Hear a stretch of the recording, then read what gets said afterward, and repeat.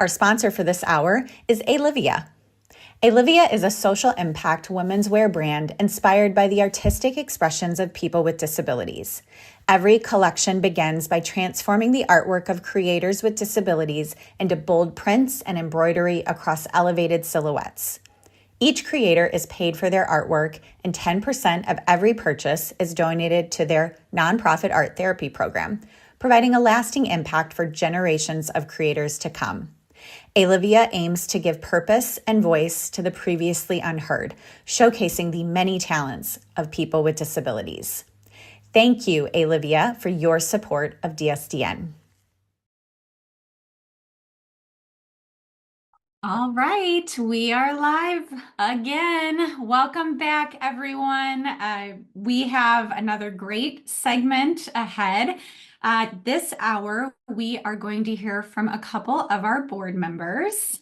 We have Dr. Cassandra Drake with us and Tony Nowicki here today.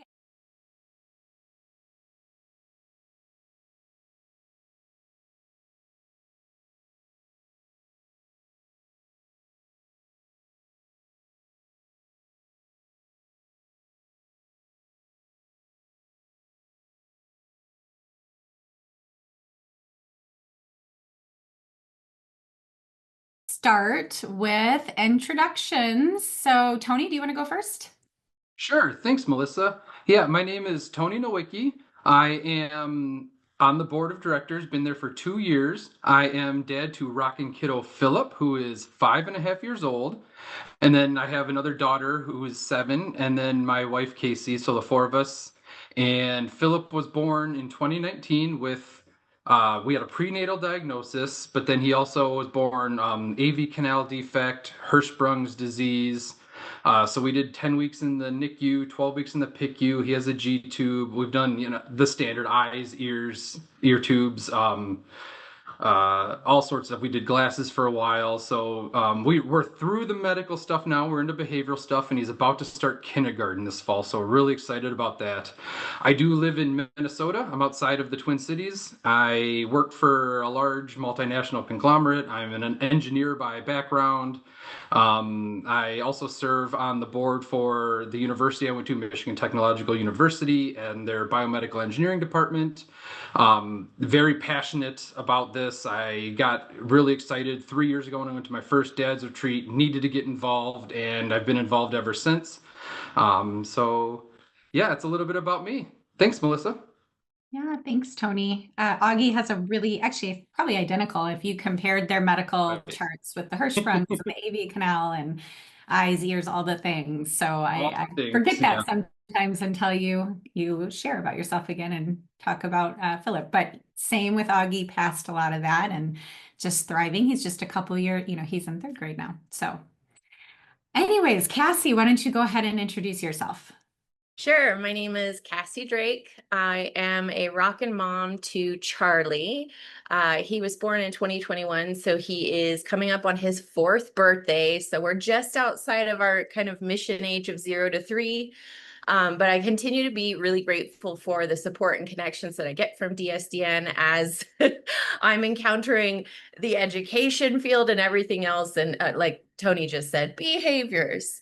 Our diagnosis was a postnatal diagnosis. Charlie was born the 28th of July, and we didn't actually get our diagnosis until about September, and confirmed it with a, I don't know the word in English, a carotipo. Yes, the DNA test. And so we live in Mexico. And so our pediatrician gave us the diagnosis, although he wasn't completely familiar, but he said, I think. And so he sent us to a genetic counselor in Tijuana. And it was actually that genetic counselor in Mexico, in Tijuana, who pointed us to DSDN. Which I know, right? Which is pretty wild, pretty crazy. And so myself personally, like there's Charlie, that's my retreat name tag from the last retreat in September. We went to Vegas. I am a professor at a university in California, a state university, and I teach future teachers. And I have been on the board of directors for, I want to say, about 3 years total. And I am currently in my transition. I'm moving off the board into the operations side as the research and strategy coordinator. Yay! And it's so exciting because I'm getting to work with so many of the folks that you're going to see on the live stream today. I'm working with Hannah in medical outreach, Heather and Briali in the grants team, of course, and then obviously also working with Brandy Coleman with community engagement. So I'm just really thrilled because I'm so passionate about DSDN's mission and the way that it changes folks' lives when they come across DSDN, much like it did mine and Tony's. My son's a heart warrior, so at 7 months old, he had a correction surgery to fix the hole in his heart. And so a lot of those groups that DSDN has, like the Heart Warriors group, it's really great to be able to have spots where you can find other parents who've gone through the same things, like you all were saying, the same kind of pathway. And so you feel less alone. So I'm really excited to be here today with Tony and Melissa, and thanks for giving me space to talk about myself a little. Well, we love hearing about you and about your family and Charlie. So thank you for being here. Well, Tony, why don't you get us started by telling us the role that the board plays in guiding DSDN's mission? Yeah, so great question. And I know a lot of people might have some question about this. As you heard Cassie say, she's going to be transitioning from the board to the operations team. We're going to miss her, but I'm glad she's not going too far. But the way I like to position this is you think of an organization, and Melissa has her team of the 150 plus volunteers that we have, and they are the operations team doing the day-to-day work. So they are the moderators, they're planning your retreats, they're going to the medical outreach conferences, and you think they're operating, but their job is to implement the mission in that specific year and make sure that it's happening. The board of directors, our role is to think about the organization on a much longer time horizon. So our job is to make sure that where's DSDN now? And we set a 4-year strategic plan of where do we want to be in 4 years as a group? And then what metrics do we need to hit along the way to get there? And Melissa with her operations team then builds out the action plan that the operations team is going to do to ensure that we can make that term long vision. And so when things start to veer off on a plan, the board can jump in and provide guidance and help. Melissa can come to us because we want to be a resource, not just a gatekeeper, for example. We want to be able to provide value to her, but we would think about the organization on a longer term in order to think about where do we want to be, how do we position the group to be not just where we're at now, but more successful in a few years. And so it's our job to provide the higher level view in order to make the strategy happen. Yeah, absolutely. It's probably important for anybody who's tuning in to know that we have a board of 11 people. That's fluid though. Now Cassie's moving off, so that'll be 10, but we've been in a recruiting cycle, so we'll be adding a few new board members here soon. So, we try to have around that 11 to 14 is our sweet spot on the board. So there's lots of different perspectives and different experiences that can be represented. Well, Cassie, I'm going to direct the next question to you. How does the board help ensure that we do stay true to our vision, but while also continuing to grow? Right. Well, good question. For those that don't know, our vision is that every Down syndrome diagnosis will be delivered in an unbiased, factual, and supportive way every time, and that families can quickly find meaningful connections. And so within the scope of the board, what that really means is that we are keeping close track and being supportive, giving guidance when it comes to the finances. Obviously, something that I've been honest with and said that it's something that is not within my scope of expertise, but it's really exciting because I've been able to really learn where the rubber hits the road over the past 3 years. Going to the board meetings, looking at the financials, and really making sure that the money that is being brought in whether it's through large donors or peer-to-peer fundraising, that it's really going to those important pieces of our mission to connect, support, and inform, and therefore drive the overall vision, making sure that those diagnoses are delivered in an unbiased, factual, and supportive way, and that those families are finding those meaningful connections. So I think if you were watching during the last hour, of course, the medical outreach team was being featured, and that's a huge piece of our vision.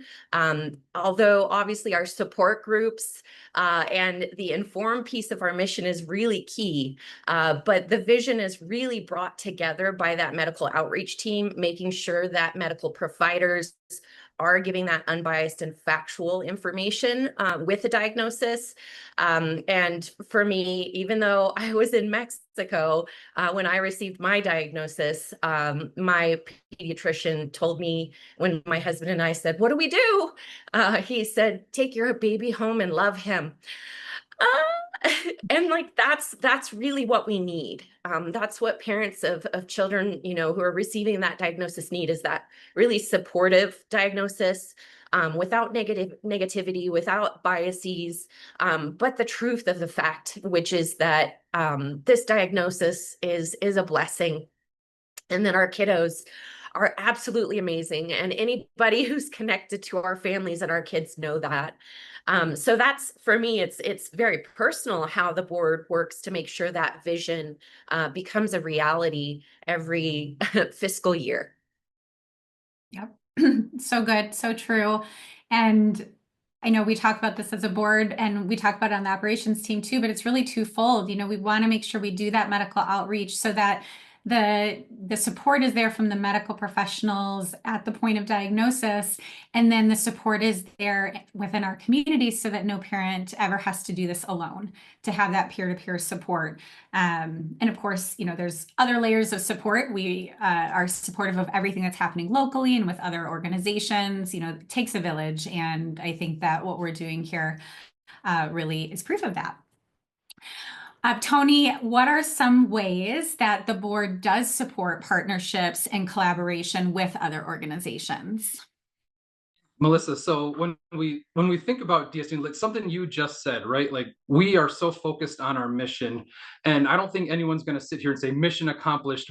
Everyone gets the best birth diagnosis and everyone's fully supported, right? Yeah. We have a lot of work to do for our mission, and we have the saying, you know, you can't boil the ocean, you want to take a little bit, don't do too much. We need to really focus on our mission, but realize that our community has so many more needs than we can possibly support. And there is a much broader Down syndrome and disability community that we could have access to, that we don't need to be able to do everything. We need to be able to focus really hard on our mission and make those connections. So as board members, you know, it's our job, as well as everybody's job, but it's our job to represent DSDN when we go to conferences, when we go to NDSC, if we come along to the medical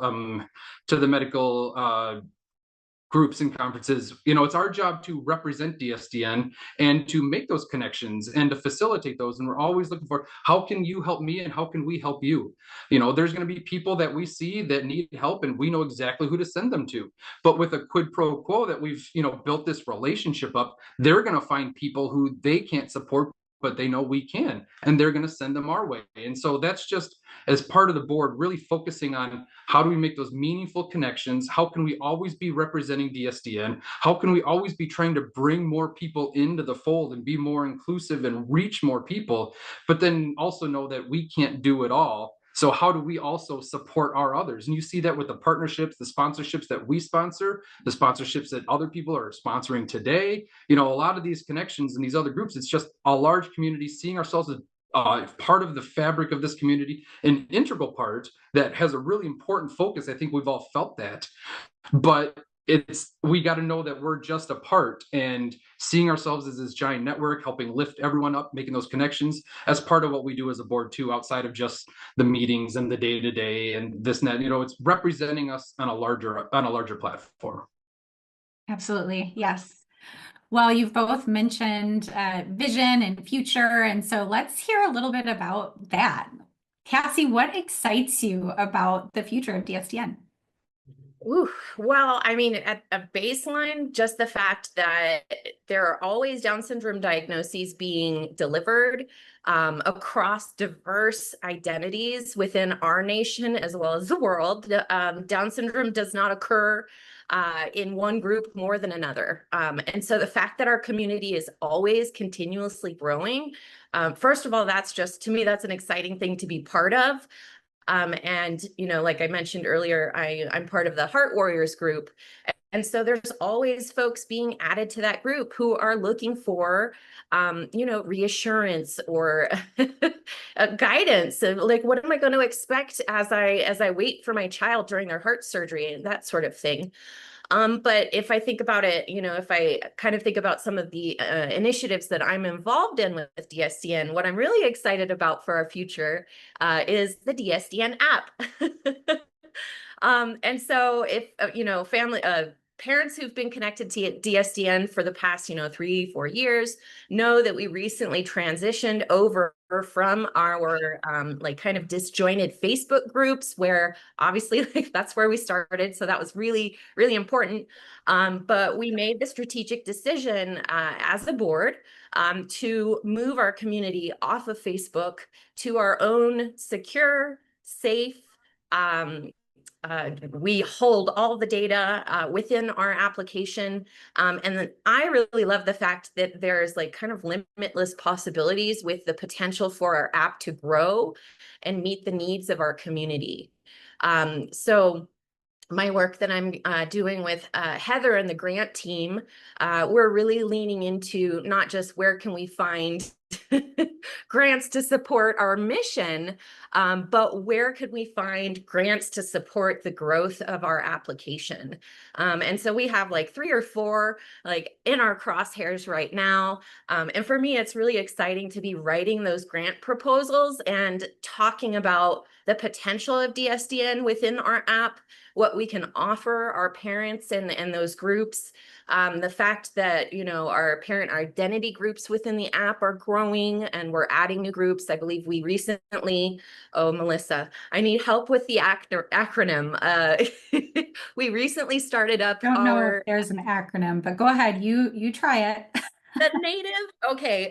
Well, it's a group basically I'll for tell you. It's American Indian First Nations Indigenous Family Group. exactly. And It's a so hard one to remember, but it's an important group to have in the community. Right, exactly. So just the fact that we are making space for diverse groups of parents to come in and have a space where they can connect with folks that have similar life experiences to them. I just like, to me, it's really cool. And so we do have Rockin' Moms in Espanol. I myself am a Spanish speaker. But next I believe the next group that's coming up on deck is going to be the Latino Hispanic group. And so we're continuing to grow and build our capacity with the app.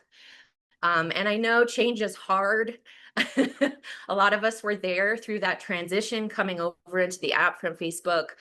But I think there's so much value, at least for me as a mom, within our current landscape of having my information. And if I want to post pictures of my son, or if I want to share personal things, that I know that that information and my data is safe and not necessarily out in a social media like landscape where it can be bought and sold and scooped up and that sort of thing. So yeah, that's what I'm super excited about. And so happy that you're part of the operations team. I mean, I know you're making an impact on either side, board or operations, but really, really happy to have you on the operations side to help guide some of this work. Thank you. Well, Tony, same thing. Anything to add about the future and what excites you? Yeah, I would echo everything Cassie just said. And the final part is the growth, right? We are seeing new active users still coming onto the app. We're seeing the number of people we're able to reach. We all felt that spark, right? When we found DSDN, it was, I found my community. These people get it. They understand. And I felt so welcomed. I felt the answers for the questions. So as the community grows, we're not only giving more people that hope and that spark, but then we're also building our network of people who have been there before and done it. And there's more information to then share and pass on and pay it forward. So that's what I'm excited about. As we've been growing and as we continue to grow, we're going to be reaching more people, as Cassie brought in more diverse people and just more people, giving more hope. And then at the same time, just being able to have a more wealth of knowledge to be able to share and answer more people's questions. Yep, I love that too. Well, thank you so much to both of you for your time today and for representing our board. We are hearing from a couple other board members at different times. You know, everybody has jobs and other commitments, so it was hard to get everybody at the same time, but we're so glad that we had you two to talk about the role of the board, what it means to DSDN, and how you're guiding us into the future. So thank you for your time today and also for just your commitment to DSDN. It's a pleasure. Thank you. Appreciate you both. Thank you. Hi, Mom. Oh, and I just before we, I'm going to give a fundraising update, but I don't know if you're, what are they called? Your little spaceships. I don't know if everybody got to see that, but this is what Cassie's known for, is her reactions. There it is. She's just the best at reactions during her board meetings. And so I hope they showed up live. Hi, everyone. I'm so grateful for DSDN. Down Syndrome Diagnosis Network has given me support, resources, and most importantly, a beautiful community. I've been a volunteer since 2018, and in that time, I've met incredible moms who become true friends. The retreats have been especially life-changing. Each one brings new insight, connection, and a strong sense of belonging. There's such a powerful camaraderie between us. It really feels like we are part of something special. If you ever have the chance to attend to one, please go. It will really change your life in the most positive way. Thank you, DSDN, for everything.